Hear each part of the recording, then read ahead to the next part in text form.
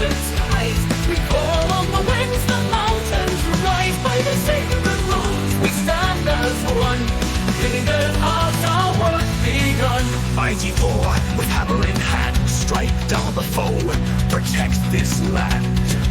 Odin, All-Father, seeker of wisdom, guide our souls to the sacred rhythm. Frigg, queen of the hearth and home, with love and grace make us whole. Turn the trust with your iron might, guide us through the darkened night. Hell, the mistress of life and death, show us the path with every breath. Freya, goddess of love and war, we honor you now and forevermore. Feru, Urus, Tulisas, we call the runes, we seek your cause. Ansus, Rhino, Canis, we say, guide our path, light our way. Lagos, Hagalas, northeast we sing, our spirits rise on the winds of spring. It's our cheer our earth, for we trust in the runes, in the laws we must. And we are back on the Greyhorn Pagans podcast once again. This time at a somewhat reasonable hour for me, actually. As you can see, there is still daylight, which is very pleasant and kind of new at the moment, because I have been recording so late in the evenings for me. But yeah, sorry? You poor thing. Oh yeah, just woe is me. No, but I love doing this, and I don't mind. I've grown used to it. But yeah, I am here with my ever so lovely guests, Miss Anglehart. I want to say Angelheart actually, but it's probably Anglehart. I know why you want to say that, because I stole my husband's last name for my author name, because mine is Sicilian and it could be difficult to pronounce. Anglehart originally is Germanic, so I could see why you would. It would be like it was probably like Engelhart, something like that back in the day. So. Right? Yeah. I get it. Sorry, my wife is texting me, of course. She dips always. She has just the best timing. We both do. But yeah, for those of you not familiar with her work yet, Miss Anglehart, introduce yourself. What do you do? What are you about? What's your secret? What's my secret? I'm gonna need a whole hour to think about what my secret is. Well, I got time. All right. I'm a young adult urban fantasy author. I published my first book in a trilogy back in 2020. It's called The Wise One. It's a witchy and inspired by the folklore of Ireland. And as we move on to book 2, we go to Scotland. So there's a lot of Scottish folklore in there and like magic inspired from the landscape. And I kind of fell in love with those places. I dragged my husband there for our honeymoon, both places, and I've been back to Scotland another 2 times. So yeah, and I'm working on the 3rd book in the trilogy. The trilogy is called The Scottish Scrolls. Awesome. That's really cool. The Greyhorn Pagans podcast is proudly sponsored by Shop Reclaim Repurpose and their Hnefatafel set. That is Viking chess. A centuries-old 2-player strategy game that is easy to learn, but rich with complexity. The defending player aims to escape the corner with their king, while the attacking player aims to capture the king. Hnefatafel is about outwitting your opponent and making strategic decisions based on the board's ever-changing conditions. This portable version of Hnefatafel, or Tafel for short, is perfect for history buffs, Viking enthusiasts, or anyone looking for a unique and challenging board game that can be taken on the go. Perfect for the upcoming holidays, of course. And with my code seen on screen now, which will also be in the description box down below, of course, you can get 10% off your purchase on 1 or more, of course, Tafel sets. Simply go to his website, shopreclaimrepurpose.etsy.com. Use coupon SteinfoxTafel for 10% off your entire purchase. Again, coupon code SteinfoxTafel, or go to the link shown on screen for 10% off. Thank you so much for Shop Reclaim Repurpose for sponsoring us. It means the world. Now let's get back into the show, shall we? I guess first obvious question, why Ireland? Why Scotland? I mean, they are beautiful countries. The mythology of the lands is incredibly vast, incredibly just beautiful and interesting. You know, even such simple things as the Tuatha De Danann, the Fomorians. I get it, but why for you? I don't think there's a single answer to that question, but I'll do my best. I guess I've been sort of searching for magic like my whole life. When I was a kid, it was like I was fascinated by writing my own spells, you know, just like watching Charmed and thinking I could like also like call a spirit or something, you know, like you get kind of fascinated and intrigued. And I started reading about magic and mysticism from a very, very young age. And then, of course, Harry Potter comes along, right? And all the dreams come true. And you think, I want to be there. I want to go there. And then you find out where it's kind of filmed. And I said, that landscape is completely magical. When I'm older, I'm going to be going to Scotland. You know, it's filmed in Scotland. And then by extension, and I'm never going to lump them together, they're very different places, but Ireland was just one of those fascinations for me as well, because I've read about the culture and the mythology, and of course the Tuatha De Danann, if I'm pronouncing that properly. I just knew I had to go, and something about the rolling hills and even the rainy weather. I'm not a sunny person, like I'm not a beach guy. I'm on the lochs and the mountains, and that's just somewhere where I needed to go, and it didn't disappoint. I got there, both places, again, very different and magical in very different ways, but both encompassing something like it's just like seeping something secret. You said, so, what's your secret? I want to know what the secret is there, because it's just like coming out of the landscape and grabbing onto you and like making you just want to explore all of it. And I did my best. I went all over both countries. I don't know how else to explain it. It was just a pull. It was just a pull I had, and I had to go. And now I'm going to keep going because I got to keep going.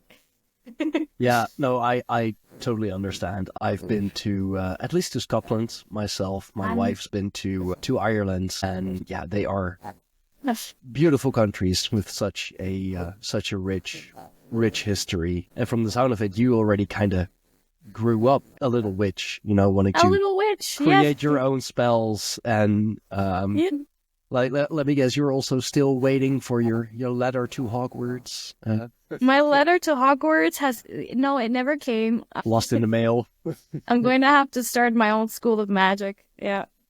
Yeah, why not? You know, you could do that.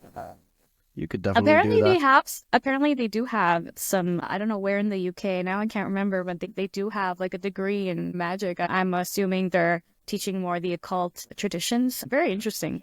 Super, super interesting. Yeah. No, I actually had a alchemist on the show quite recently, and he did start his own school. And there is, of course, the alchemy guild. I've had there are definitely schools, at least in the UK, that teach you more of the magical, mystical arts. So Hogwarts. I mean, Hogwarts may be fantasy, but those schools are definitely there. Well, see how you said the UK, and I wasn't crazy as a kid. I knew I had to go there because there is something about the UK and the history of witches, like witch burnings and witch hunts. You know, people think of Salem, but it was terrible in the UK. It was terrible in England and in Scotland, and the stories are horrendous. And like I try to integrate that as well in my books because there's such a stigma around it, and it's like, you know, they were just women who spoke up, or women who knew some their herbs, or maybe they weren't, or some men as well who were misinterpreted as witches, you know, the evil, the worshipping of the devil, and as we know, witches do not worship the devil. The devil doesn't, the Christian concept, it doesn't even exist in paganism. So there you go. Yeah, no, that is very true. As a Dutchman myself, as a Northern European myself, like we also have such a rich history with witchcraft and paganism and everything. I mean,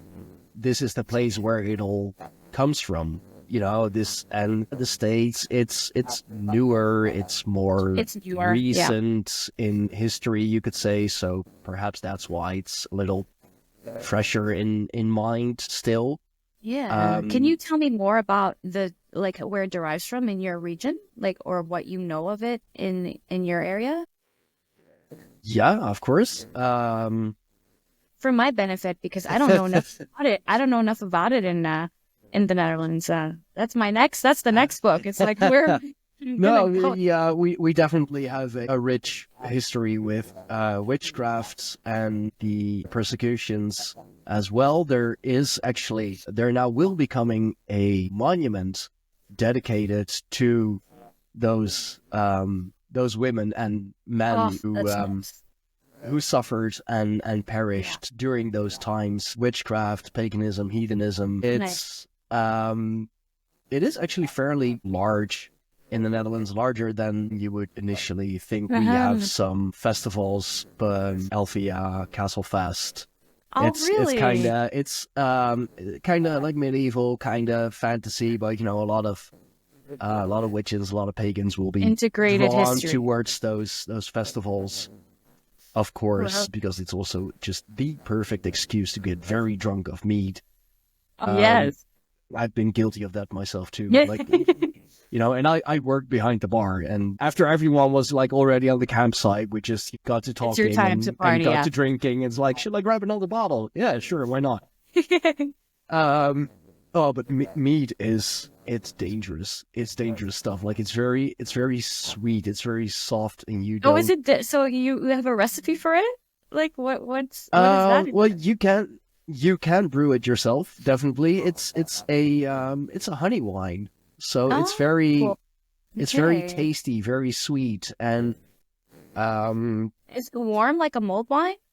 you can drink it warm. Yeah, which Okay. makes it even more dangerous because like you get Oh, all you don't just feel, yeah, yeah. well, You don't, you get all like cozy and warm inside, and you're just like, oh, you this just is want nice, more. and then the alcohol goes, and you're like, Yeah, yeah. ooh, okay, this is nice. 100%, yes. Yeah.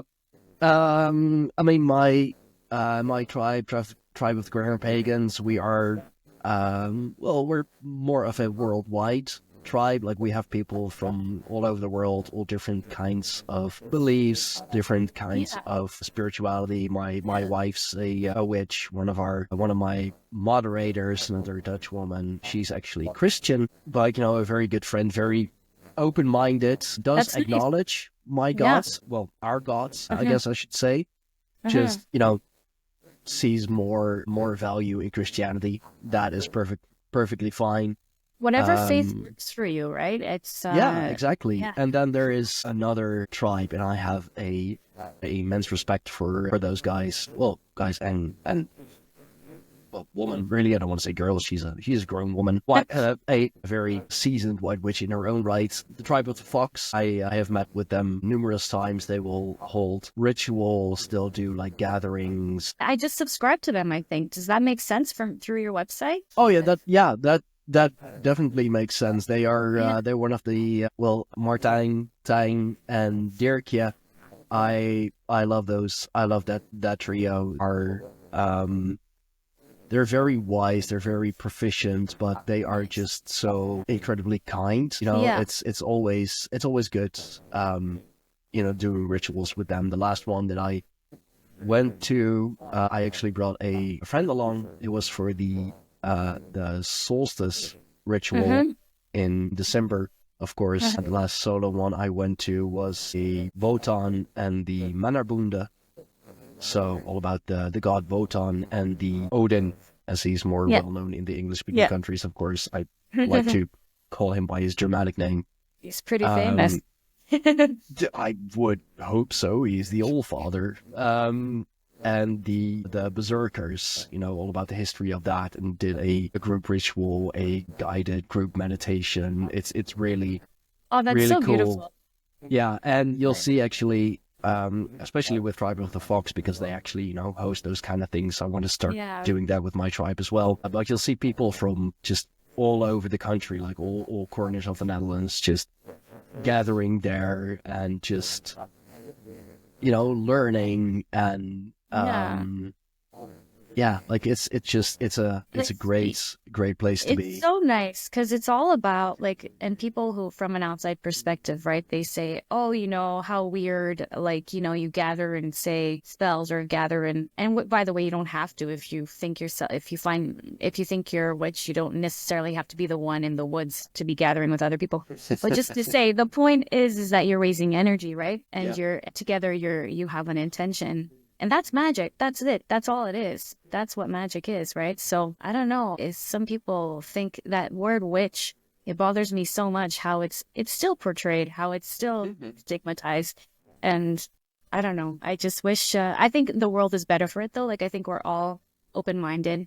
That's why I like to play around with it a little bit more, like and throw it around because it's like you probably are a witch and you don't know it. It doesn't mean you're Wiccan. Wiccan is a specific form of paganism, it's a religion actually. Wicca is a religion, but you can sort of be you can bring your own practice into it. Sorry, Yeah. but what were you gonna say? Because you know No, more. Wicca is more.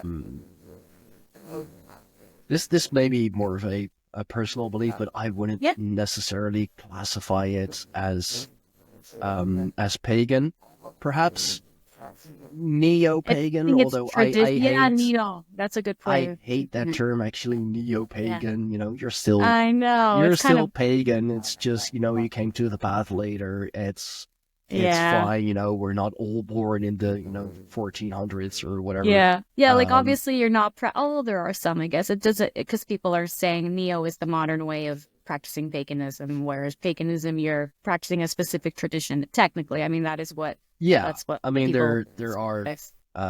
different ways. Of course, you have more the reconstructionist kind of pagan who try to really practice as close to how it was practiced in like between 700 and 1200.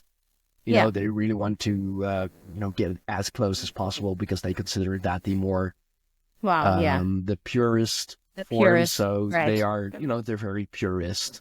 Mm-hmm. You have, I mean, if you want to, there are like religions within Yeah, paganism. exactly. Asatru is one of them. It's more of a, it's still European pagan, still Norse pagan, but more collectivized, if you Okay. will. I kind of considered myself to be a Asatru at the very beginning when I, was new to the path because it's was out there, was easy to find. Now I Yeah. just say I'm a Germanic heathen. I follow the old gods. I follow the old paths. And there's even left-hand path paganism when you work with the darker gods, if you will, the Thorsatru, it's called, which is more geared towards Wotan, more geared towards Loki, the giants, the Ironwood. So you could call that like kind of left-hand path paganism. Is still valid in its own right. It's always good to, at the very least, get to know the darkness, because that's always been one of my pet peeves, and will always be one of my pet peeves with the New Age community. All the love and light girlies. It's I don't talk about the shadow side because then I might Oh, manifest it, and whenever it's like it doesn't work like that. That's funny. I love like a new age. Like I have so many books and stuff, but the shadow part is a very important aspect of it because like you need to work through that before you can. But you're right. Like a lot of it is still like love and light. Like manifest this by just like thinking of the positive and stuff. And it's like no, you probably can't manifest if you haven't worked out your dark side. Like if worked out your shadow self. Like that's such a good point that you made. And it's going to catch up to you. Yeah, it's such a misconception. So I tried that, of course, just being so Yeah. fucking, just being We so all sick did. and sick and tired of all the bullshit, and I'm just gonna fucking ignore it. Like it doesn't exist. Done. yeah. It caught up to me, and caught up all at once. I don't know about you, how your 2024 was, but that's like what my 2024 was like. I felt like it was a lot of inner shadow work. It was a transitional year. That was for me. I don't know how you found, if it was like a bit of a global theme or how you found your last year. Well, Or just probably it's- just me. It's Sorry been for slurping. I'm done No, here. it's fine. It's fine. I've had worse. Yeah. I've heard worse. Some shows I almost spend more time editing than recording. Yeah, just trying to fix the sound and all that. Life of a podcaster. Yes. I had it for just like a year. I had it with a friend, but she lives in Europe and our timing was, we just couldn't get our recording times coordinated anymore. So we had to stop, but it was so much fun. And yes, the editing could get quite heavy depending on who your guest is and such. Yeah. No, definitely. 2024, it was definitely an interesting year. I'd say a very confusing year, actually, because so much, like, it seemed to be ramping up to so much, like big things just right on the threshold. But it's like and I mean, I'd say it's been the case, like, from 2019, 2020. Perhaps, like, I already fucking predicted that 2020 was going to be interesting, just, looking at the numerology. 2020, come on, And boy, did it become an interesting year, couple of years. Interesting is a good word. That's the least offensive term we can use for it. But it's like a bubble that just doesn't seem to want to burst. Like, it keeps growing and growing and growing weaker. It doesn't want to burst. 2024, for me, it's not necessarily been a shadow year. Not more than usual, at least. But it's been an interesting year for sure. Yeah, so like for you, it was kind of a shadow year, like going through your shadow, doing all the necessary shadow work. Like, do you want to? Yeah, and it was like forced upon me, sort of thing, right? Because no one wants to. Sorry, my rabbits are sneezing. Are you okay there, Onyx? Oh, but okay. It forced upon me, I would say, because no one. I don't think a lot of people set out to, unless you're very, very conscious of it. Set out to. Okay, this is the year I'm gonna be, dealing with all this stuff. It just kind of came out and surfaced, and the things you thought would happen that you thought would be really great for you didn't, and then you're dealing with that, and in the end, now you just, like, I find it's been the beginning of 2025 is already like a lot of clarity. It's like, that's why that didn't pan out, that's why that didn't go that way, that's why I'm here now, so it was very educational. It was a good year in the end, because I needed it. I needed all this to happen. So all good. I mean, I guess that's a bit of a motivational message to those who are dealing with something like that right now. There is another side, and you'll get there, and you'll see it clearly at some point. Eventually, yeah. Kind of reminds me of one of my favorite quotes from the Crow movie, the original one. I gotta emphasize that. The original one, the 1996 one. With Brendan Lee. It's the reason why I have a crow tattooed on my arm. That movie, like, just awoke so much in me. But, the quote, "It can't rain all the time." Unless you live in Ireland, no. Or the Netherlands, yeah. In the Netherlands, too. Yeah, No, just great. UK and Western Europe can't rain all the time. I beg to differ. I beg to differ. Have you seen where I live? I see some sun behind you, so again, very happy for you. I know. I'm very, very surprised. There's this bright yellow thing in the sky. I don't know what that is. What is that? Yeah, it's a sun, apparently. I don't know. No, but that's true. At least in life, I guess you could say, like, it can't rain all the time. There will be clarity at some point. It may not look like it. It doesn't ever look that like moment, time. Yeah. Yeah, like when you're in the middle of that thunderstorm, that big dark cloud, you're like, okay, this is it. This is life. This is life from now on. I fucking hate it. And then you get out at the other end. And I'm curious to know how you get out of that feeling. Like what? Mostly my wife beating me upside the head, like. Yeah. Oh, that's it. I'm glad you said that. Okay, interesting. Is she very, like, practical? No, I don't want to say that. It's funny that you mentioned that, because, like, we consider ourselves, like, she's the emotional one, I'm the practical one. But it really depends on who is like most stuck in their emotions Okay, yeah, at that yeah. moment. Like Nice balance. if I'm stuck in my head, which isn't the best place to be Mm-hmm. sometimes, Mm-hmm. then she will call me out on it. It's like, get your shit together, get your Your act head out of your together. ass. It's like you Yeah. told me that, when you're acting like this to call you out on it, I'm calling you out on it. Get your act together. It's like, That's a good yes, partner. dear. That's a Yeah, great partner. absolutely. Yeah. And I do the same for her actually when Yeah. she's like too stuck in her emotions. I can look from the outside in, kind of help her Yeah. in that way, alongside some more less healthy coping mechanisms, Mm-hmm. perhaps. But we all have our vices. We won't speak of those. We won't condone those. No, not publicly. There comes the mead again. Well, I do have it. Yes. Oh, you do? I gotta try some of that homemade recipe. But I love that you said that. My husband's he's the grounded one, I would say. I try to be grounded. I'm a Taurus, but but he's a Virgo. We're both earth signs. We try to keep it very even tempered in here. But he's definitely the practical and logical one, just like all encompassing of that, the left brain. But he's just as creative too. Like, so we have a great balance, and I definitely need his brain sometimes to talk me out of whatever it is that's going on, whatever's spiraling. Yeah, and Yeah. I think oracle cards do that really well for me too. I don't know how to read tarot, so I never got into tarot, but I have a huge collection of oracle cards, and I think that helps if I get in my head, and the messages are always so nice and uplifting or clarifying. So that's something I like to do. So that you use that in 2024 as well. Oh, I use them like at least twice a week. Like I'll just pull them out. Like it helps. Yeah. Okay. Yeah. So what was your biggest lesson in 2024? Oh.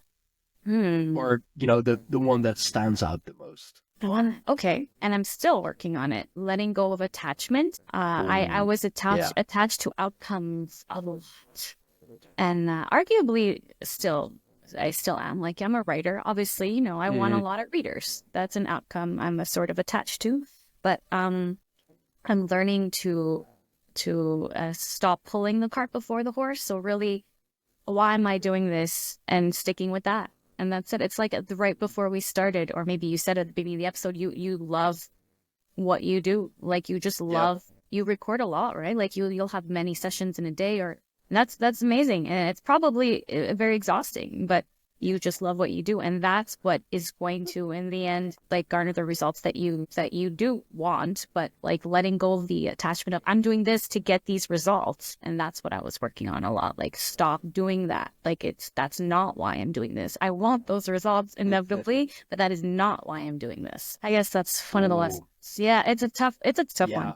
For sure, especially for someone who has that creative side, writing, especially like podcasting, is easier than writing. Oh, that's sweet to say. I think what you do is very hard. But yeah, being stuck in your head, looking at a document hours and hours and multiple times a week, or however often you write, and trying to create something impactful. Yeah, it's a lot of pressure, and it really screws with your head. It's like sometimes you look at it and you go, what the hell is this? Yeah. Not even like, okay, is that even good? No, it's a lot of discipline. Yeah. Yeah, and especially when I've heard it from so many writers, I've seen it so many times. Like, writing the book is one thing, that's cool. It's the editing, of the book, and just making it a cohesive story. Yes. And Yes. I've had that with my own book as well, and I've heard it from friends who have written things, like they'll go over something and it's like, no, this doesn't make sense. Like, it made sense at the beginning, I'm gonna have to rewrite this, but if I'm gonna have to rewrite that, then I'm gonna have to rewrite this part as well, because it connects to it. Yes. The editing will take longer sometimes than The editing does the take actual longer. writing itself. Yeah, so, and I'll call one of the editing phases, I'll call it rewriting, because to me, that's what I do. I don't write a good draft. My first draft is actually really, really not good. Like, it's like telling myself the story, like what's going on. Second draft, you're kind of writing it out more. And the third draft, which is what I guess I'm at the third, kind of lost track, is more the rewriting. Like, okay, let's, like, I know what's up. Let's make it sound like a good book, you know? So it's a lot. Let's make it cohesive this time. Yeah. This time, hopefully. Hopefully. So what made you want to write? It's such a, Yeah. I mean, storytelling is a beautiful art. Yeah. Of course, it's a very, I'd say, a very European art as well. Oh, yeah, that's nice. I like that. I mean, it's how we preserve the stories. It's how we preserve the stories of our ancestors, of the gods, you know, even in fairy tales, you know. Exactly. They're not fantasy. I mean, cultural fantasy. yeah, like made into fantasy. Also, you know, with the rise of Christianity and everything pagan has got to go. So if we make it into a made-up story and tell everybody like, oh, it's a kid's story. So true. Good. Yeah. True. I love that you said that. Yeah. But then you look at those stories and it's like, this is for kids? You sure? This is brutal. Yeah. And it's funny because we had a children's Bible. So, like, I grew up Catholic, of course. Like, I'm Italian. Like, we grew up Catholic. So it's a given. it's just what it is. So I was always read like the children's Bible stories and stuff, and I really only ever saw them as stories. Like, I felt very disconnected from Catholicism and Christianity for a very long time. Like, I always was swayed more towards just like looking around me for the and up and around for faith, like the nature and that kind of thing. You're not supposed to do that as a Catholic, as a Christian. Exactly. You know, how dare you? How dare you? Look around. You mean there's, you know, you hold others before him? Yeah. Oh, are we gonna get in trouble for this? No. No. Wait, sorry. I completely veered. Like, what were we talking about before that? Why did I write? Why am I right? Okay. So I think it's more about the storytelling and the trying to like reach people than it was about the medium of writing at first. So I knew it was about storytelling. So I think it started when I started like seeing people's reactions to things. If I made someone laugh, it made me feel amazing. If I did a really good oral presentation at school, and it happened once, I won like the storytelling contest in class, and they wanted me to like participate in the whole school. And I said no, because I was extremely shy. So at first, like so that's when I knew, okay, I thought I liked acting because I was so fascinated with like television and like the fact that it felt so, you know, you're just immersed into it. As most kids are. Yeah. So I was like, I think I want to be an actor. After that, I was like, I do not want to ever be in front of people. And I think that's how I knew. I was like, okay, I think this works for me. And just writing just like happened and it came easier. Then writing is indeed a very good medium. You don't have to interact with any people at all. And the people that you do interact with are, you know, all, well, literally figments of your own imagination. It works. Yeah, just, you know, being locked up in your room hours a day, just writing, you know, don't have to deal with anything, with anyone.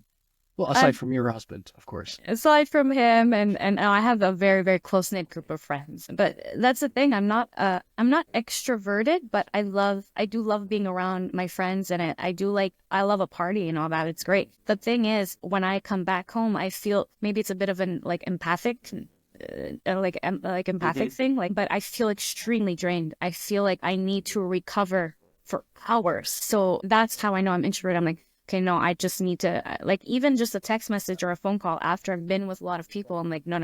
I need to just, like, read or watch TV and, like, be alone. And my husband's the same. Yeah. Yeah, like, need to wind down and recharge. Yeah, I get that. You know, especially with a, you know, tight-knit group of friends, you know, it's a whole lot of fun. You have fun in the moment, but you need, as you said, once you come home, it's like, okay, world off. World off, yeah. Like, enough worlds and enough socializing, enough peopling for today. Yeah. I need to They can center. get away with it more. Like if I'm with them, I do feel like I'm with myself. Honestly, like it's a little bit different when I'm with them. But when I'm with extended friends or gathering or family, sorry if they're listening to this, but I need a break from you after I've seen. But my very, very close friends, I do have to say, it's different. It's like they're extensions of me. We've known each other since I was like literally 12 years old. Like that's a little bit different. I don't need too much of a break from them. Well, that's good. That's good.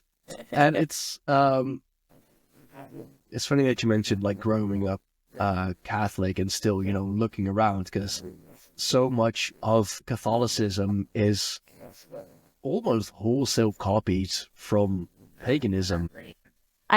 We can talk about Christmas all day because like I shared something about decorating a tree. It's pretty pagan, and my aunt goes, "Really?" And I'm like, "I'm not getting into this discussion." So I just No, but it is. yeah. It is. It's a very symbolic pagan practice. Yeah. If that's Like- not magic, come on. If that's not magic, you know. Being in church and praying, or you know, as a good Catholic is supposed to do, praying with the rosary, Mhm. that is magic. That is It is. manifesting. It's true. And it's funny, I actually had a Christian on the other day, this Interesting. weekend actually, and I mentioned it to her, like, you know, the miracles of Christ, you know, making the blind see and bringing somebody back to life. Like, isn't that magic? And isn't magic supposed to be, you know, the occult? Something Yes. that you ordered to be, you know, far removed from? It's like, no. That's different. Oh. That's, you know, that's the love of Christ. I mean, call it however you will, but you know, bringing back the dead, that's freaking I mean- necromancy. Can we talk? Yeah, like if we talk about Jesus just for like a minute, like he's a cool dude. Like he's a powerful. I believe he was like, you know, a psychic, like a, you know, healer. Oh, yeah. Like, like Absolutely. awesome guy. Like, like I would love to even learn more about. Like he's a magical being. So I don't know. I disassociate him from the institution.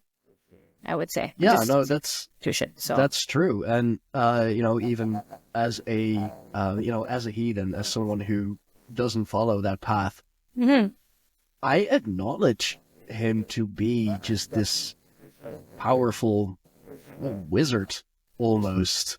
Oh my god, You I know, love he that. can he can Never make the call a blind wizard, see. I will now. He can raise the dead. He can raise himself from the dead. Like, if that's not a wizard, then I don't know what is.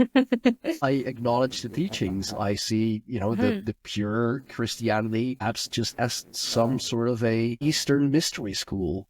Yeah. I mean, it is about it's about doing good. If the values are the same, it's where it comes in from the, I'm gonna say the word institution again, because it's the instilling of fear that is what I don't like, and the you're gonna go to hell. I mean, sorry, I don't believe in hell. I don't know about you. Hell to me does not exist. It's I a mean- Christian concept. Helheim, it's a realm on the Yggdrasil. It's where they got the idea from. It's not the best place to be, but you know, Yeah. then again, it's also no. I mean, it's not all sunshine and love. It's a pretty. It's still a pretty miserable place, but you know, it's not brimstone and hellfire. You know, Yeah. like you won't burn for eternity, Burn for eternity if you know you defy one of these sins and whatever which is so commandments. incredibly easy to do.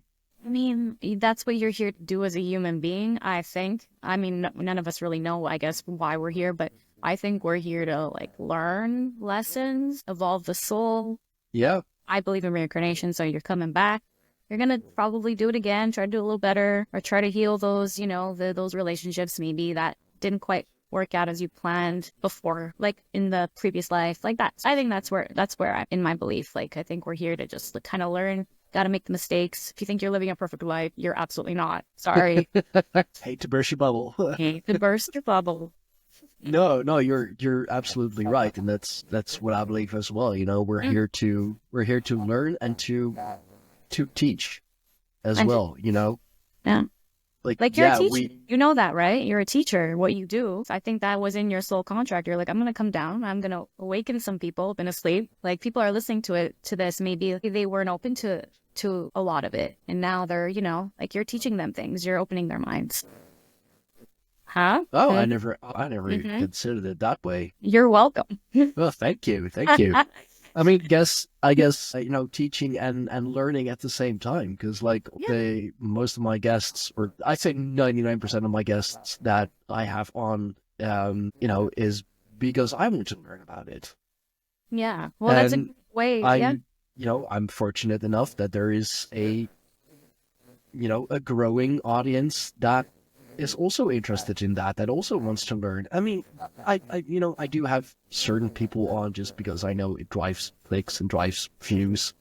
I still want to do this for a living, so Of course. I sometimes have to like think of that. Of Have to think course. Of course. bit like a sellout. It's like, We this is all a have big to. name. He's sold thousands and thousands of books. I'm just Yeah. gonna get him on the show, and Yeah. now Gary Wayne is a very good example. The Genesis 6 conspiracy guy talks about the Nephilim and all of that, and I knew he was gonna bring in views, and that episode, at least on YouTube, still gets a couple hundred views a week. So I mean, sometimes you just gotta get those people on as well to drive Yeah. people to your program, to your show. Yeah. You gotta adapt the agenda a little. Yeah. I mean, especially if you want to do this for a living, you gotta have people on who bring that audience with them. We all do what we have to do. I mean, I have Instagram. Not that it's doing anything. I don't like it.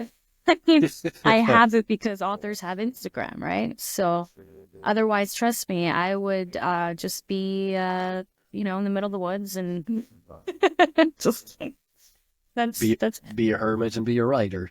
being a hermit. I already moved out of big city. I'm in a small town now. We're like less than 2,000 people.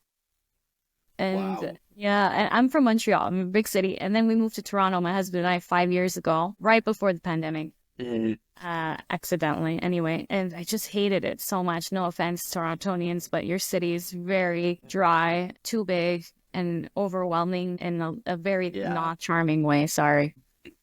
No, It was a fun time. I'm glad we did it. Great experience, but I just needed to leave. I'm so glad to be in like space, fresh air, and much closer to my family and friends in Montreal. Yeah. My laptop is dimming. Oh, I'm sorry. Do I have to plug it in? I don't know. It's your laptop. Sorry, I might have to edit this out. Okay.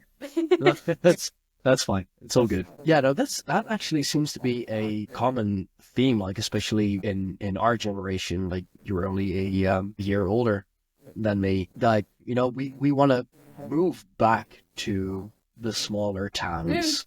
Like where even our parents, like they moved to the city because Yeah. you know Opportunities. for Yeah. opportunities and education and Mhm. work. That's where all the money is and all of that. And like just one generation down the line, it's like big city. No, I mean, like Yeah. I'll grab whatever I can grab. I'll go to school. I'll do this. I'll do that. But I'm gonna just escape. Yeah. I think we're energetically drained a little bit more. Yeah, it's nice to have a dose of the city because I still love the city. Like I need to go to a good restaurant like very often. I'm a bit of I love good food. I love dressing up. I love all that stuff. But I mostly like to be like home and in a small little place and like not hear noise. I hate cars. I hate the noise of cars like driving by.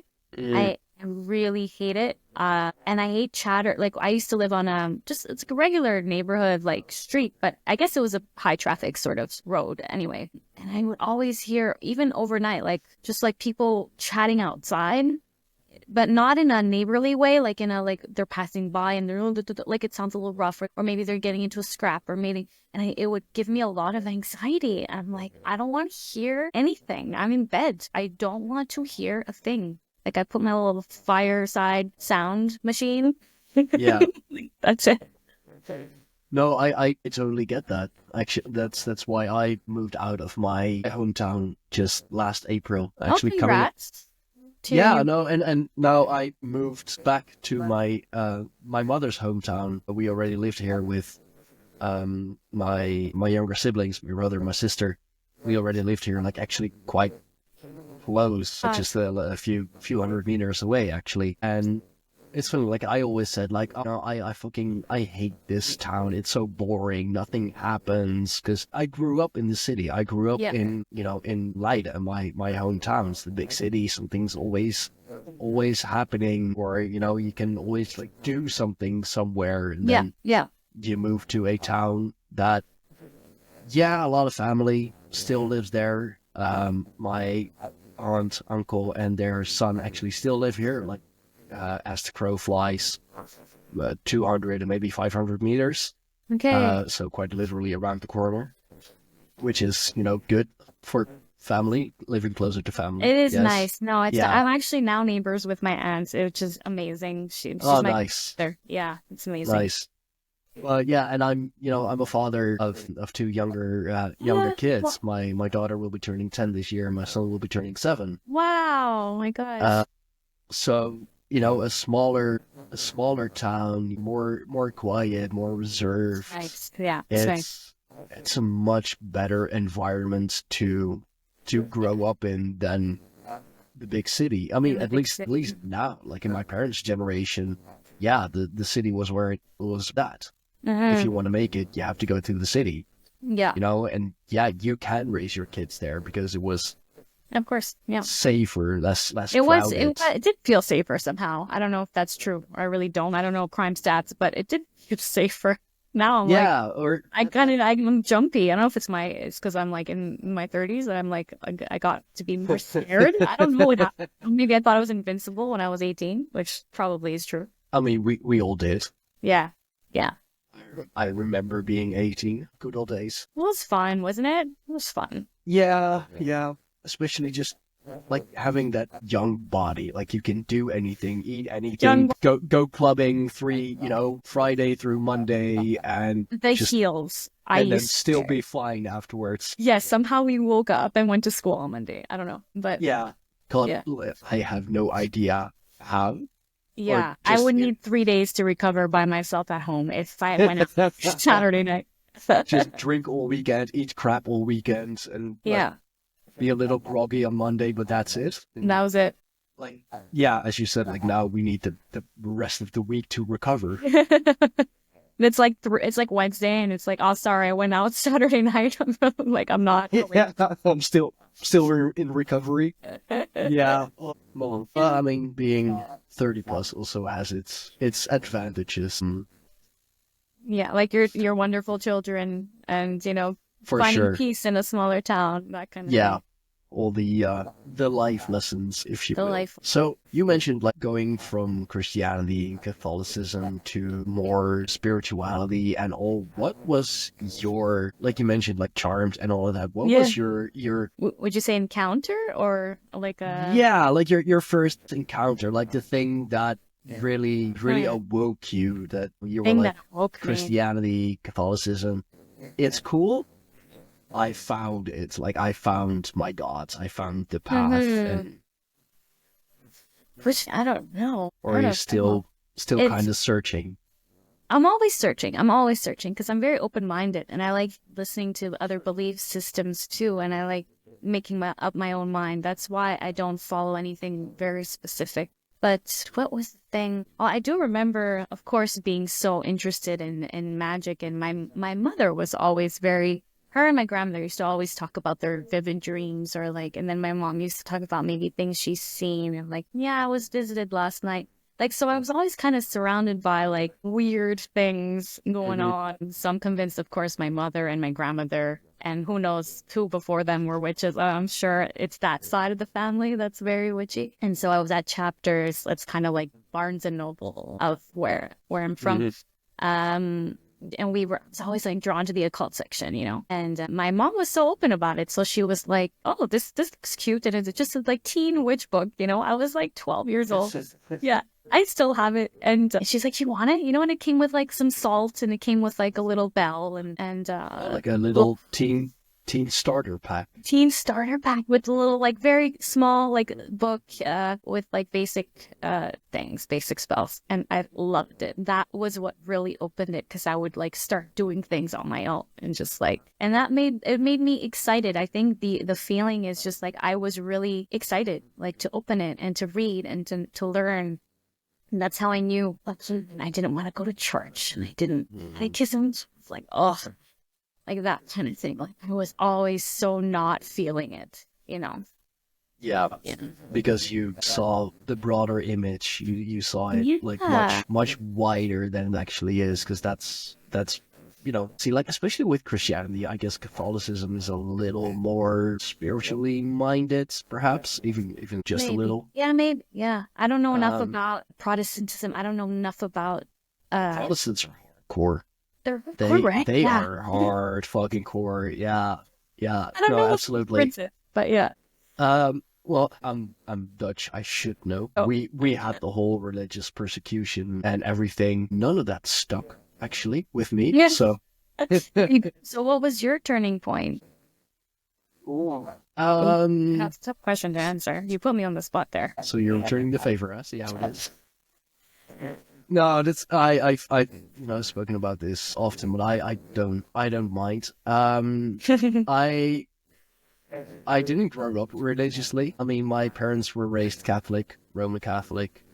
With my late grandmother, I went to church every now and then, but that was more because she was my grandmother, and and I love her. So, and she really wants me to come to church with her. Okay, that's fine. I'll go. And she also sung in the church choir and everything, so she was very involved in That's so sweet. in the community and all of that. You know, she had her friends in the choir and everything. That was my grandmother too, but my Sicilian grandmother, same thing, extremely religious. Her best friends were the church friends and stuff. Yeah, Sicilian, yeah, of course. Yeah. Very pagan lands, actually. A lot of Norman. I'm sorry, blood. I don't mean to interrupt your flow at all, but I'm holding Italian folk magic. It's new, and it's crazy how witchy Italians were. Now they're more, like Catholic, but it's crazy, like all the evil eye extraction and stuff. Like it's crazy. Anyway, I love it. No, that's so funny because it's kind of another side tangent. What everyone always calls like the devil horns. Yeah. It's Ronnie James Dio who first came up with it, and he got it from his nonna, from his Italian grandmother, who said, "No, this is protection from the evil eye." Exactly. But now it's the devil horns, because Ronnie James Dio was this like amazing metal musician, and I think devil imagery has always been very popular in metal music. Lyrics like talking about the devil and something your soul and whatever, because it's edgy. It's edgy, and even the screamo, of course, can sound like the devil. Like it's really crazy. Yeah, or it's completely off. So no, I thought that was funny. Like that came to mind. Italian folk magic is amazing. It's a whole other thing. Or just even, like Roman and Hellenic paganism it's a lot, like at least 200 different gods, like a god for every fucking thing that you can imagine, a god of the threshold, god of the household, god for this, god for that. Yes. And it's like, how do you even keep track? I can't. No, that's not. I mean, Germanic pagan, there is a whole pantheon, but I kind of stick to the Aesir, the warrior gods, if you will. Yeah. You still have the Vanir, who are more the nature gods, more of the elements, and all. You could say it's more of a female practice, if you will. There's still value in that. They are very powerful gods and goddesses in their own right. I associate more with the warrior side because my battery says it's saying to plug in my PC. I don't want to shut you down. I have to be right back. I'm going to go get my... no, of course. Sorry. No. I'll be back. Yes. I'll leave you with my dog. Well, he's coming with you, it seems. Nice. Okay, let's get this plugged in. Are we good? I hate this laptop. I hate not knowing my laptop. Long live technology, right? I hate learning new things. Okay. I mean, for tech. Like, it's too much now. Yeah, no, of course. We had to deal with, millennials. We had to deal with everything. We saw the floppy disk. We saw, like cassettes, and then we saw CDs, and then we had to put them on the MP3s, and then you had to get the iPod, and then the iPod's obsolete because now it's on your phone. I don't even know how to, what else? So confused. Anyway. Yeah. And then, and then it became streaming services, and you don't need those MP3s anymore, and those streaming services are becoming way too fucking expensive, so everyone is going back to MP3s. Yeah, I don't even know. Is that true? Really? Do you have to buy MP3s? No, I mean it's still an option. It is still an option, but like you have streaming services for everything nowadays, Yes. it's becoming it's becoming so much more strict, and the algorithms, and there are good shows on all of them. That is the problem. Yeah, so you end up paying 150 a month just for the streaming services because this show airs there and this show airs there and this show is on that platform, and it's like, but didn't we get those streaming platforms so we don't have to purchase DVDs anymore, which becomes so incredibly expensive? And I know that at my parents' place, my brother was a huge film fan, so just drawers and drawers, hundreds, if not multiple thousands of DVDs, and then you have to get the special edition and the director's cut and the extended cut. It was fun to get DVDs. It was a very exciting thing. Yeah, it was like a little gift that you got yourself. So fun. And renting movies. I'm sorry. I really miss going in the video store. Everyone can relate to going to the video store and being and just spending an hour there, and then sometimes not even coming out with anything. You just end up buying snacks because you're I can't decide. Or something. Yeah, I mean, we went there weekly when there was still one in town here, actually, and it got to the point that we walked in and the guy behind the counter just recognized us and greeted us because we always came there. We always went there. We always went home with activity. Yeah. We always went home with 2-3 rentals or something and just watch them over the weekend. Yeah. It was either none or 4, because I even went through actor phases. Okay, Johnny Depp, I need to get all of his movies. I had discovered him from Pirates of the Caribbean, and I was well, now I need to marry him, which is probably not going to happen. So I'm going to just. Oh, well, I mean, you can be worse than Amber Heard, at least. I don't want to go there. I was very obsessed with that trial. I love a good trial. I love trials. I'm a bit of a junkie. I get into it. Now I'm doing the Blake and Justin Baldoni thing. It's really not healthy. Anyway, I don't want to talk about it here. I could talk about it too long. And it's way off topic. It's a whole different show. And I'm not a celeb gossip person, but when it comes to them suing one another and something like that, I get into it. Anyway. It can be very exciting. It's intriguing. I get that. Yes. God, where were we? I don't even. My. You were asking about my path. And on what was your several side tangents. Yes, your turning point of yes. As I said, I did at least grew up around religion. My parents did not raise me religiously. They did raise me very, very open. Find your own path. Yeah, find your own path in life.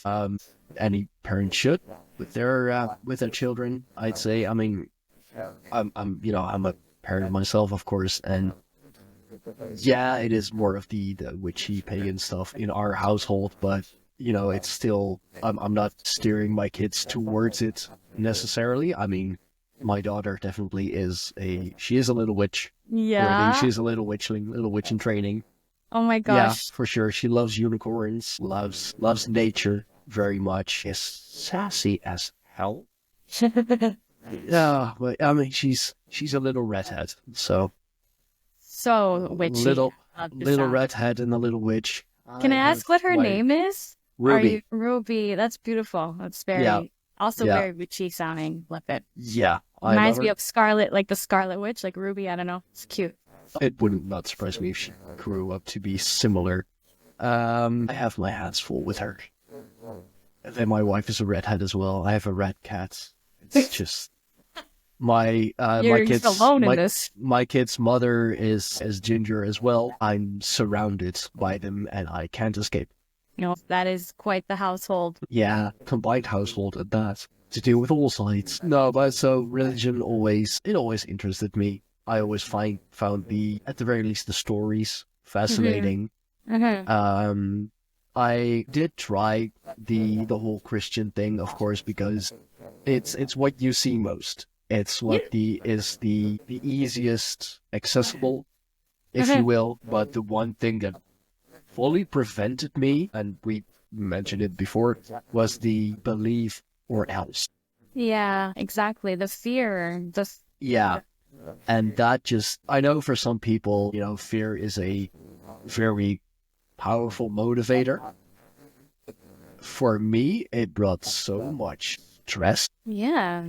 I had to watch what I do. I had to watch what I say. I had to watch what I think, even because, God sees everything. And just like this, the most minute thing ends you up in hell. And it's like, I can't. I fucking can't. No way. Can I just say, like, isn't it the most culty thing, like, you've ever heard? Like, It is. Yeah. it's like they're the ones against all these so-called weird beliefs and religions, and I find them the most weird and intense and culty.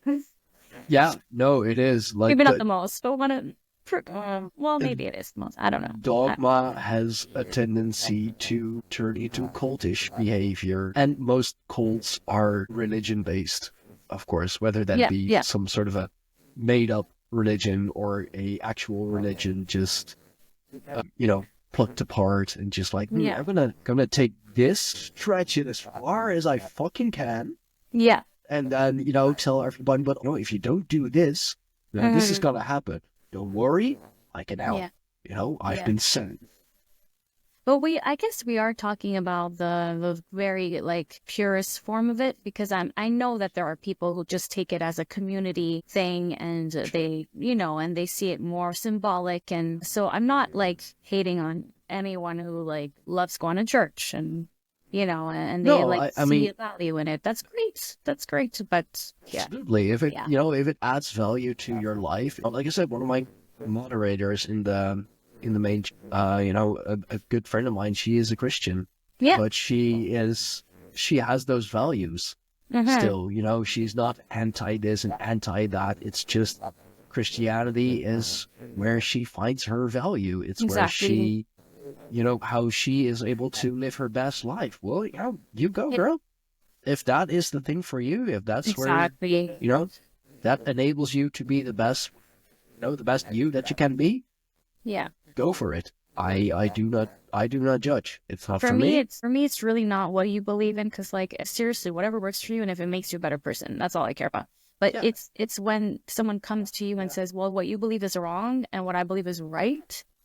I'm not going to explicitly say what religion I'm talking about, because but there are some I cannot handle it. I'm like, well, no, that's not how beliefs work. You're not right. I have heard that so many times, like, just, come to Christ because you're gods. They're not gods. They're, they're demons, and they're deceiving you. They're just portraying themselves to be gods. And, if you don't turn to Christ, you'll burn in hell because, your gods are false gods. And it's like, way to sell it.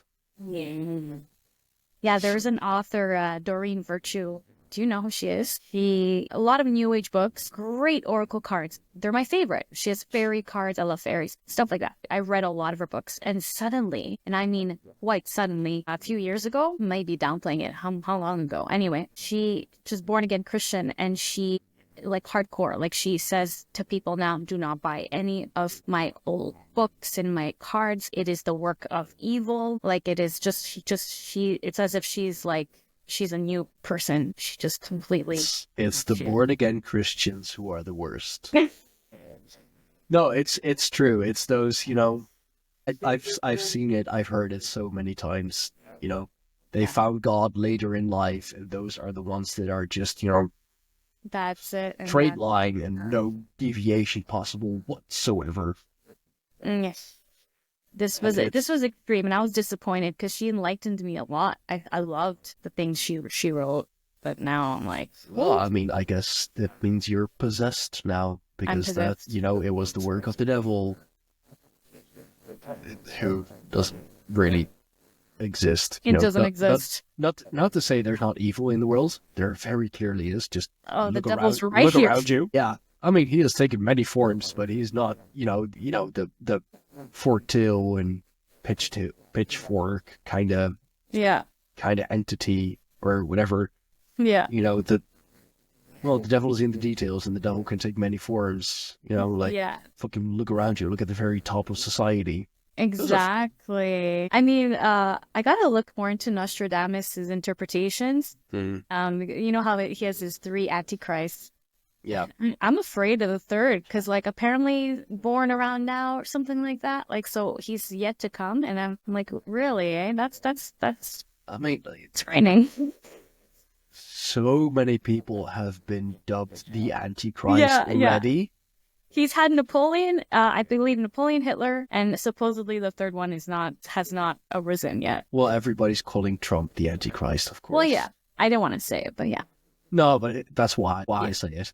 Yeah. And I mean, yeah, he's part of the club, of Yeah. course. It's all one big club, and you're not in it. But to say that he's the Antichrist, No, but that's not even what I'm reading. Honestly, no, supposedly it's like someone who's born around now. So it will be like later, like in maybe 2030 or something like that. Oh. So that's where I'm afraid. Because I'm like, if this is dubbed Antichrist worthy, which I think it almost is, it's pretty bad right now. It's going to be worse. I'm like, okay. But I don't even like, worse.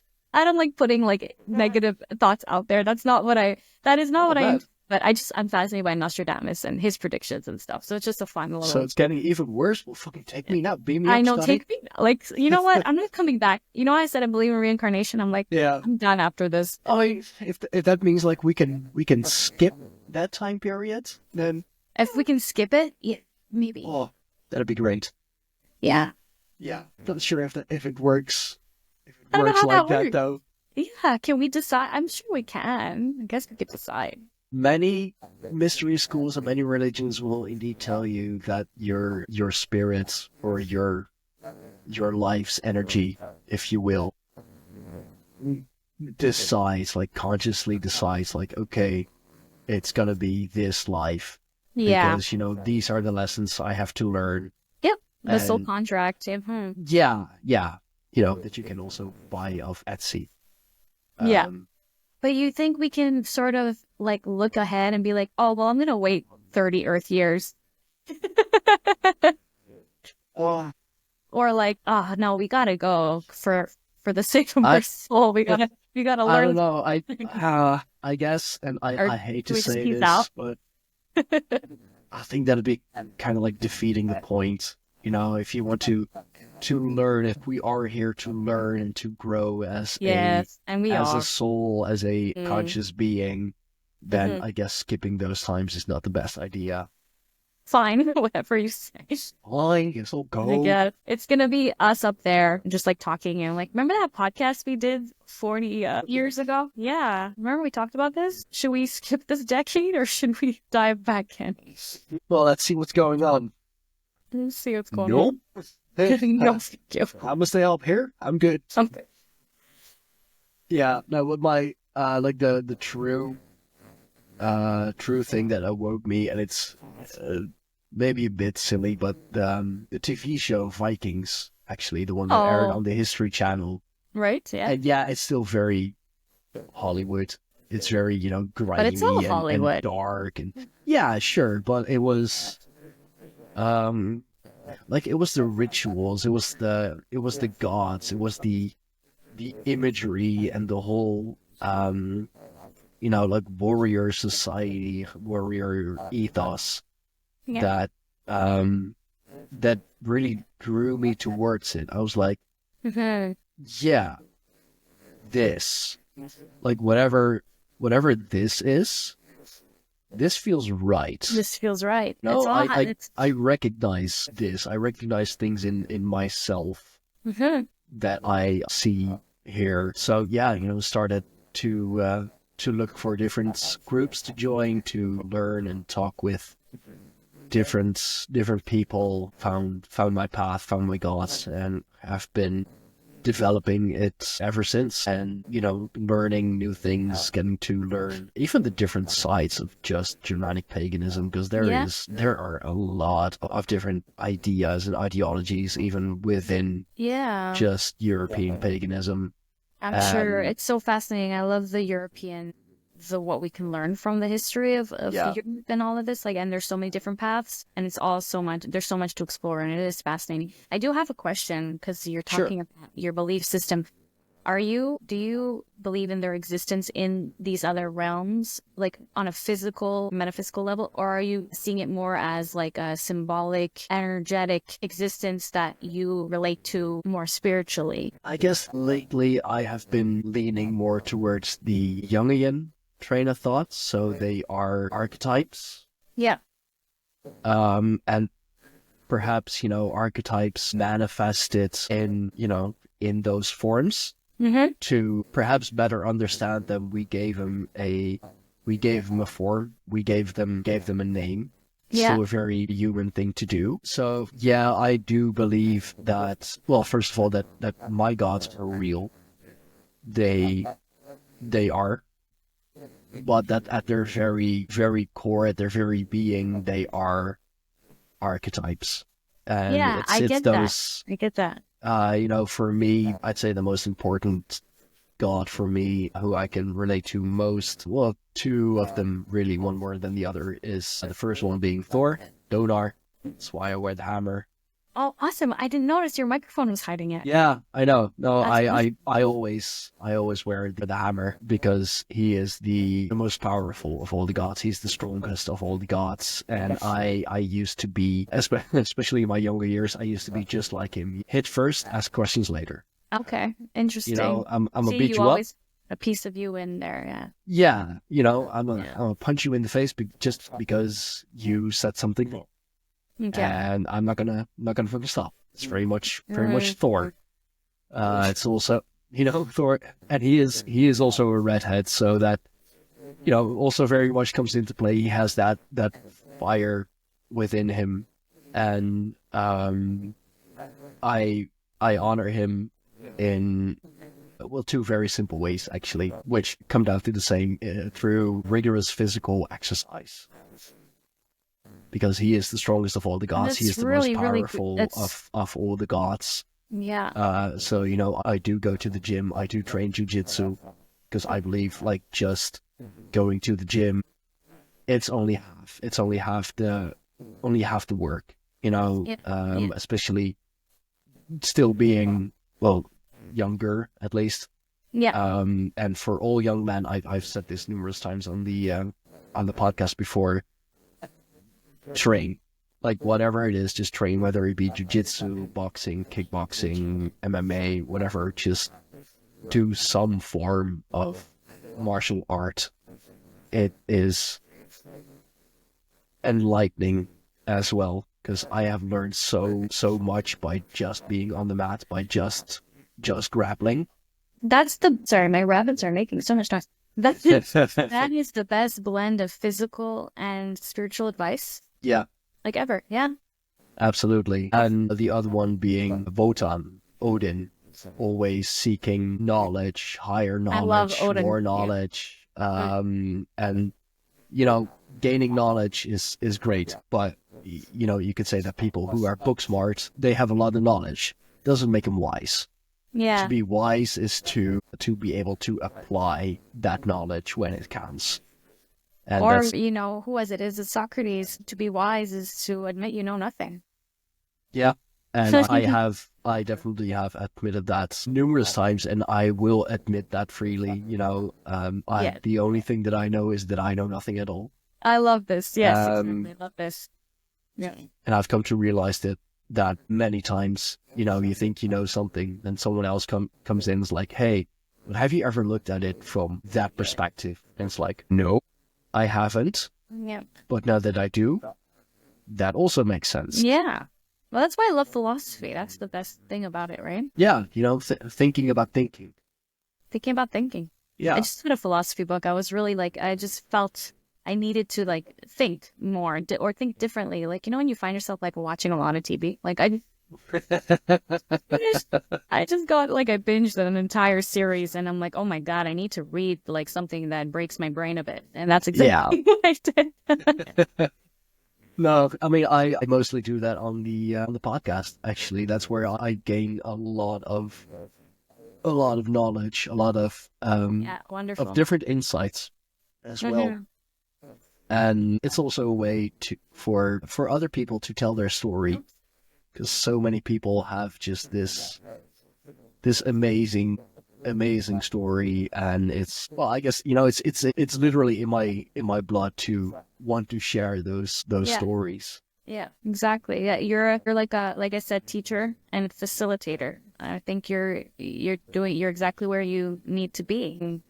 You're doing not God's work, your work from the belief of your gods, like pouring out of you, kind of, Sure. Yeah. Yeah.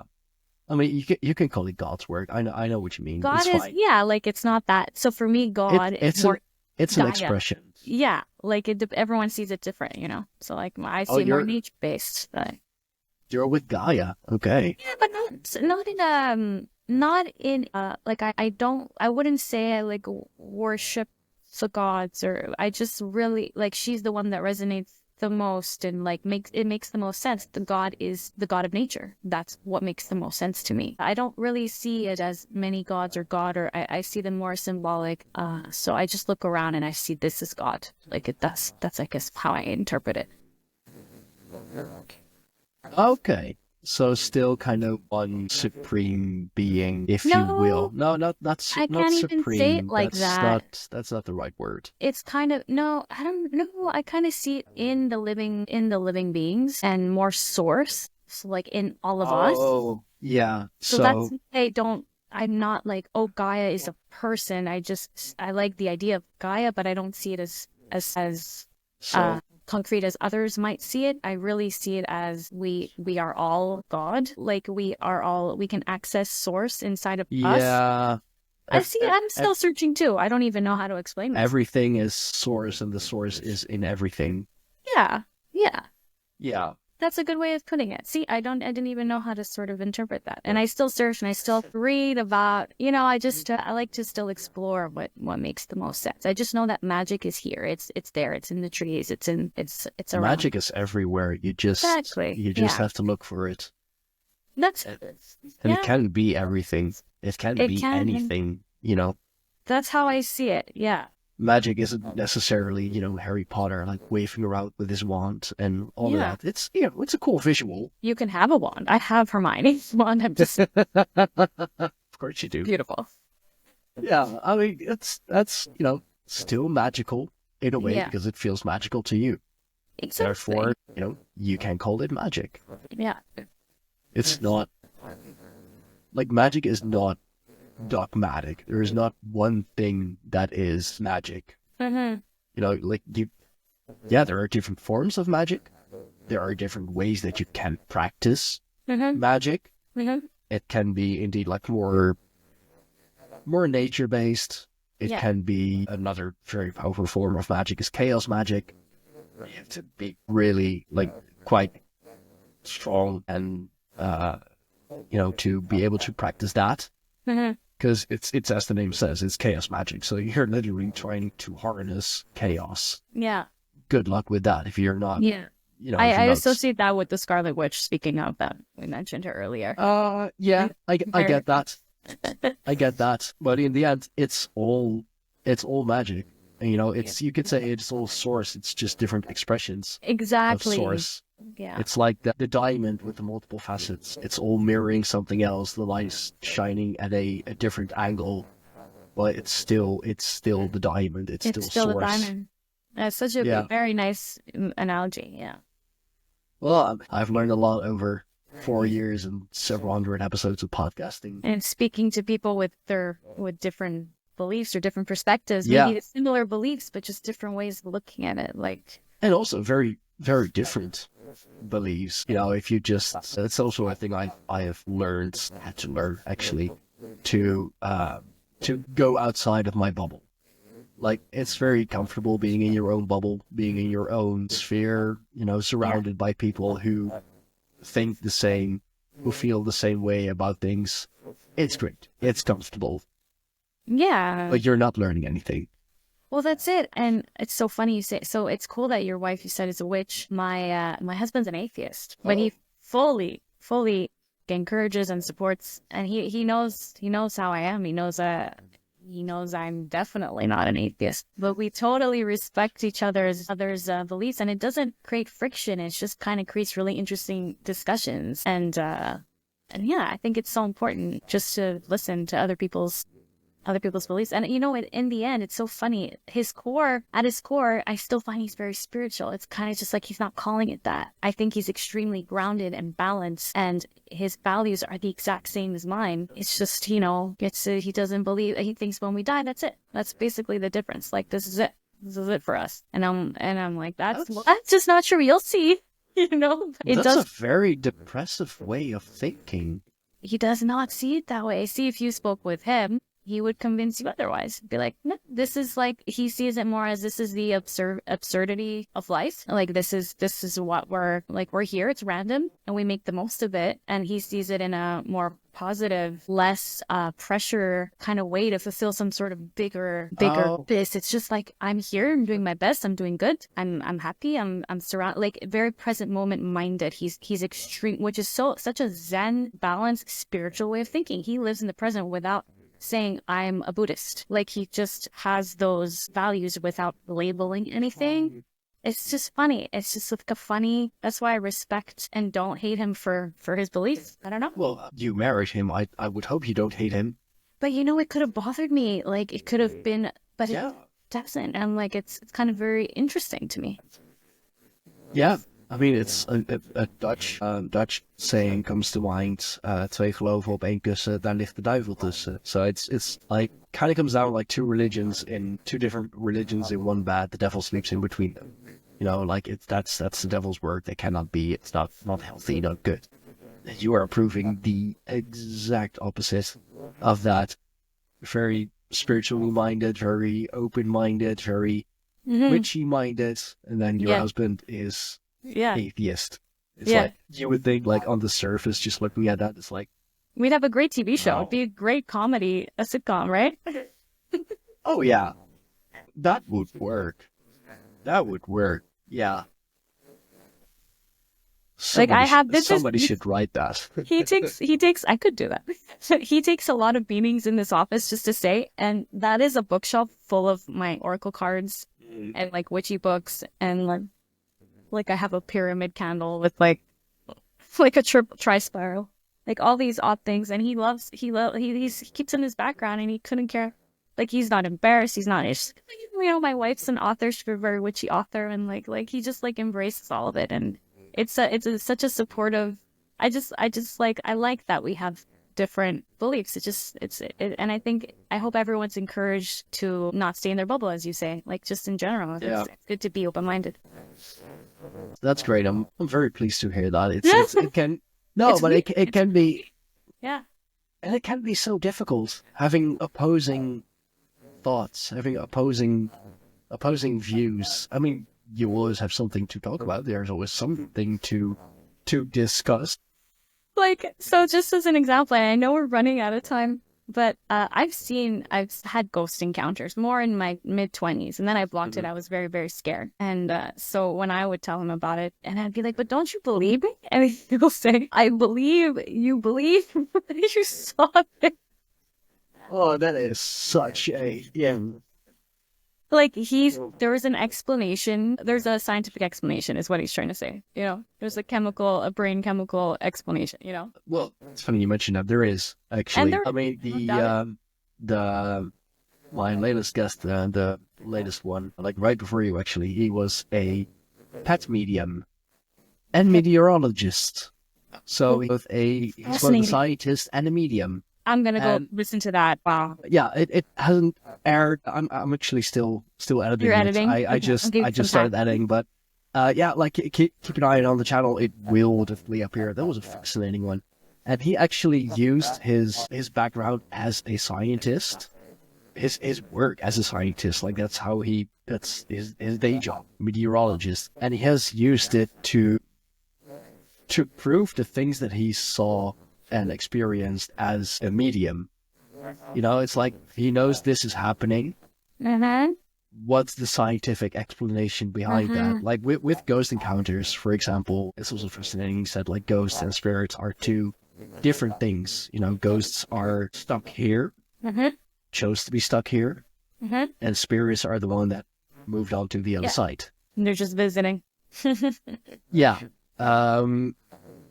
And so, but let's say ghosts, that's the very least ghosts, they draw on energy from their surrounding. And that's also the reason for cold spots. That when a ghost is near, you feel a cold spot. It's because they draw the energy literally from the air. Because air, all around us, the air is ever moving.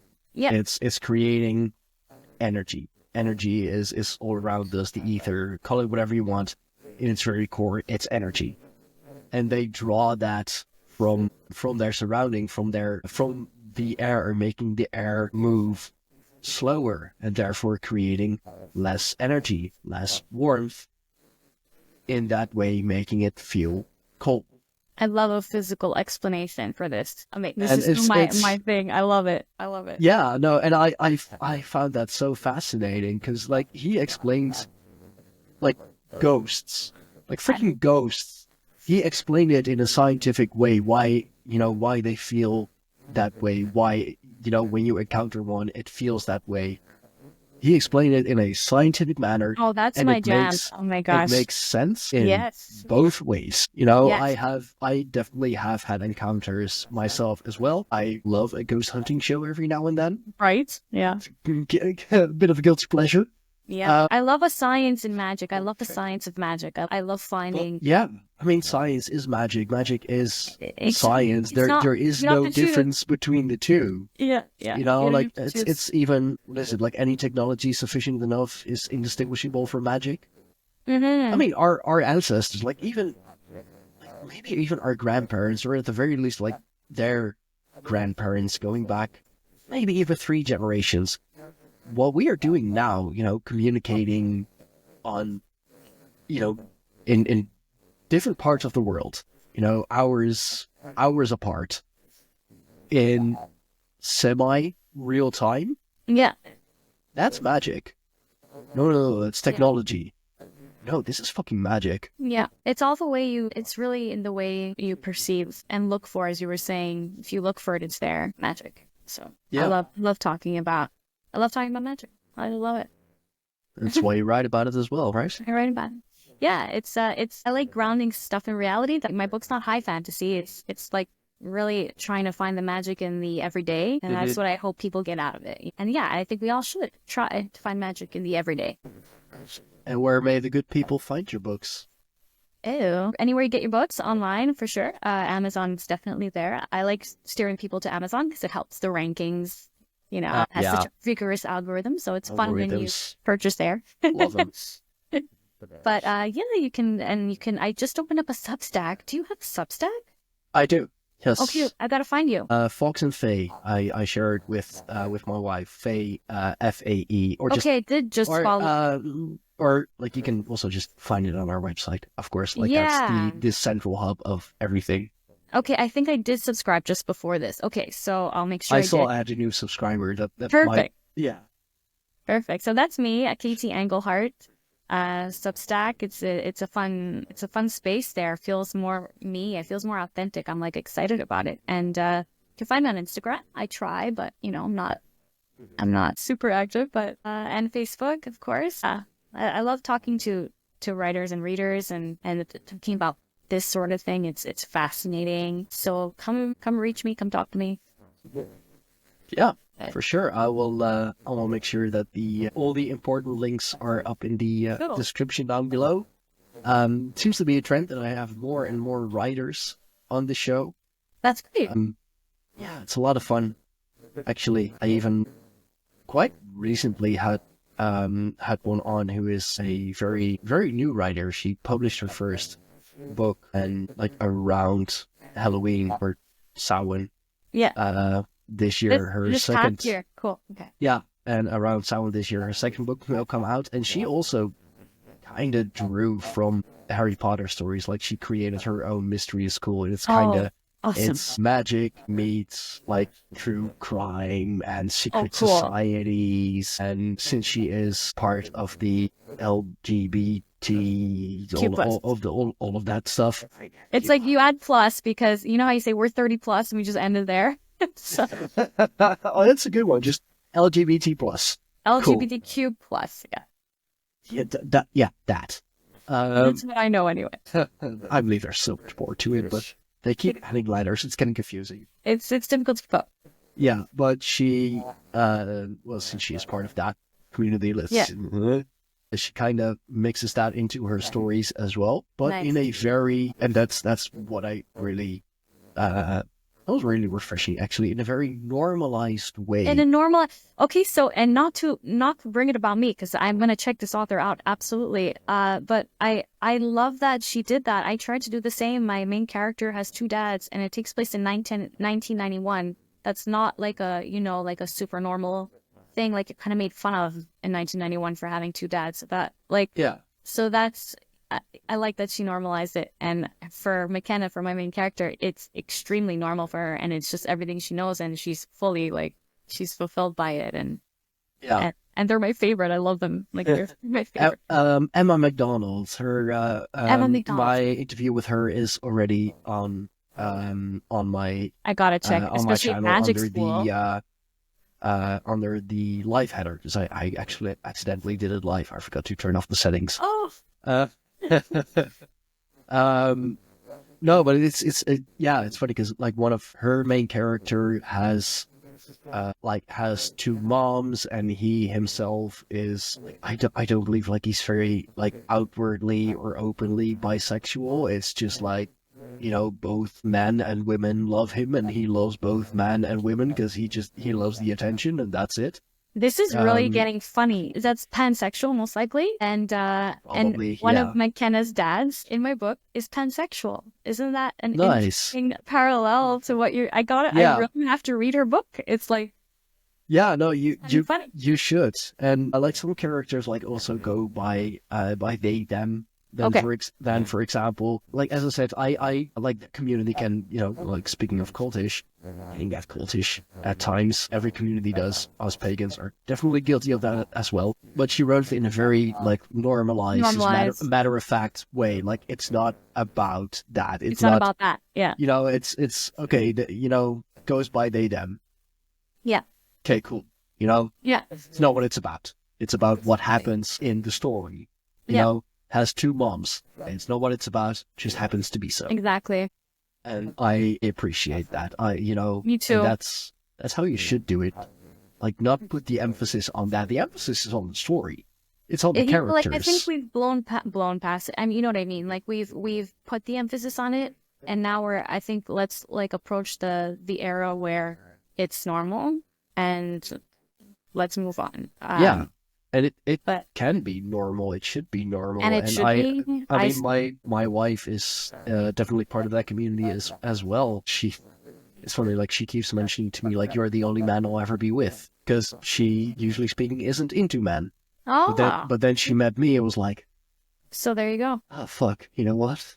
And Like, she what actually happened like there? Yeah. mere weeks before she met me, she came out to her parents as gay, Okay. and then she met me, and it was like, It's.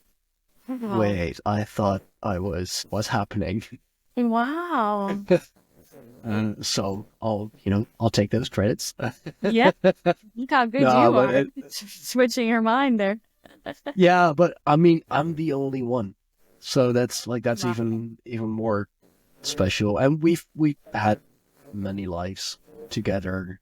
This is just one of many, and one of many still to come. So, That's so sweet. I was told that once by a medium that I see often. She's fantastic. I've been told that about Andy, my husband, and about my mom. Like, we've reincarnated together a lot, like as mother and daughter. the 3 of you, yeah. I've heard that a lot as well. So it's the like family and loved ones. The soul It's family. very often that you'll reincarnate, maybe like in different forms. Like in one life you were like your mother, in one life you were Yeah. his mother, in another life like you were him, or Yeah. something like that. But it's always been the same kind of relationship. Yeah. And I guess that's also part of the learning process. Learn It's it true. from Like, the okay, this time I'll be this and you'll be that, and Yeah, like, we like- can learn it in a different way, see it in a different Yeah. way, different kind of lessons. So yeah, oh, that's cool. that's cool. Yeah, everyone, go check out her her books. Go check out her stuff. You're gonna love it. I always love having having creative people on, having these writers on. I admire writers. I mean, I did like self-publish my own book, but when I read other people's stories, like for example, Emma McDonald's, her book, she her agent, I believe, sent me a press copy, of course, and I'm like, oh my god, she's so good. And I will definitely check out your book as well. I mean, if I put the links up in the description down below, I might as well, check it out myself too. I hope you do. I for sure will, and I'll make sure to subscribe to your Substack as well. It's good. Like it's also just good for writers just to post stories. I know it's there. It's cool. Like I didn't expect to like. Cause I don't like anything. I'm like, there's too many things out there. But I'm like, I think I like this. So yeah, rather Substack than Instagram. I mean, yeah, I'm not of the Instagram era. I guess people will argue against me, but for me, it was like, oh, Facebook. What is this new thing? That was the thing I liked, and that was the authentic thing for me. You just keep in touch with friends and family. That's what that's for. And then it started becoming about showing off your perfect grid and stuff. And I was like, I'm not into that, and I never got into that. I know it's less about that now. People are using it in various ways, but I never really felt that connection. I don't know. But as a content creator, whether it's, podcaster or writer, it's Instagram, it's kind of a must-have. Yes, exactly. And it's there. You guys come find me there. I'll post things. I'll post things. Okay. Yeah. Just read my books instead. How's that? That's what it's all about. Yeah. So yeah, thank you for coming on. It's been a pleasure. It's really been like such an enlightening discussion. I really appreciate it. Thanks for having me. Yeah, no, and it's good to just have a discussion, have a talk, like not one specific topic that I have to like keep in mind and try to circle back to, because I do have a tendency to we both did that a lot. Yes.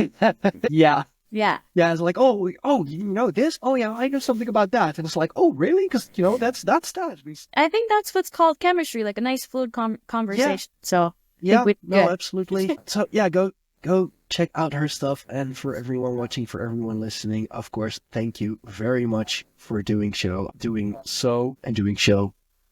Sort of, yeah. It's a long weekend. I am very happy that now it's just the editing and a couple of guest spots, but those are just a lot easier. Hosting, podcasting, it's a lot of work. It takes a lot of brain power. That's why I'm such a big head, big head, big brain. Big brain. Yeah, big brain guy. Well, yeah, thank you all so much. Remember to leave something nice in the comments, like your favorite witchy stuff. Like, what's your favorite witchy thing to do? I mean, we all love witches. Admit it, we do. Some of us even married them. Mm-hmm. Make sure to. Atheist, you love them. Oh, I do. I have. There are weak spots. They always manage to hit my weak spots, and I fall in love with them every damn time. Yeah, make sure to subscribe to the channel, hit the notification bell to make sure you do not miss an upload, you do not miss a live show. That also came to mind when you were talking about your oracle cards. I do a live rune reading with a good friend of mine every Saturday. Yeah. Well, it's more like he does the readings, I provide the platform and the audience. So every Saturday, 12 EST, so noon EST, 6 p.m. Central European time, 6 p.m. my time, decent time. So do check that out. For everything else that we do with the Greyhorn Pagans, check out our website, www.greyhornpagans.com. It is the central hub for everything from our blogs to books, podcasts, tribe, Grove of Odin, all the other tribes and groups that we have aligned ourselves with and that we are good friends with can be found on there. Last but not least, Also, of course, a big thank you to our sponsor shop Reclaim Repurpose and their Nefertafel set, Viking Chess. Yeah, it's a beautiful handcrafted game. He does it all himself. It's a one man show. It's a one man shop. Oh. It's beautiful. It's an exciting game. It truly is. Very old school chess. Shop reclaimrepurpose.etsy.com. If you use code SteinfoxTuffle, TAFL, you can get a 10% discount. You're helping him, you're helping me, you're helping the channel. We are all individuals. We are all independent, trying to make it work. So yeah, big thank you to everyone, to my entire audience, to Shop Reclaim Repurpose. A big thank you to my guest, of course, because I suck at solo shows. That's why I do the interview thing. Yeah, so thank you all. Until next time.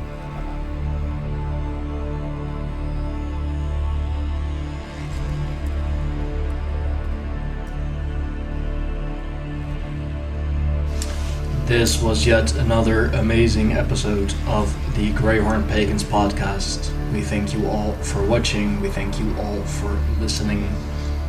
Remember to like, share, subscribe, and hit that notification bell so you will be notified whenever we upload something new. Support us on Patreon for early access and for everything else that we do with the tribe, for everything else that we do with the podcast. Find us on www.greyhornpagans.com. For now, we thank you, and until next time.